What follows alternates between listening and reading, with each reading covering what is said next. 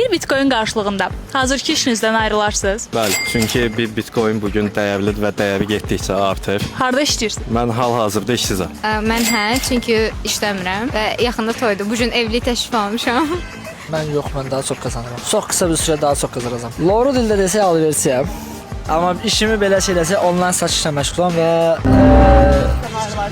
Təbii ki, investisiya, biznes qurardım, birjaya atar, qızıl alardım. Bəli, öz həyatımı yaşayırsın. İndi kimin həyatını yaşayırsınız? Valideynlərim.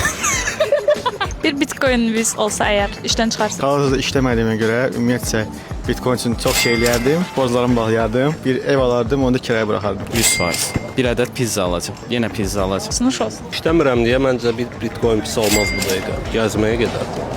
Bəli, aralar yatırım eləyə bilərdim. Xeyr. Çünki təcrübəm artır bu işdə. Bəli, ayrılaram. Yeni karyera quraram. Bəli, yeni bir sahədə yeni bir addımlar atmaq. Bəs siz nə edərdiniz?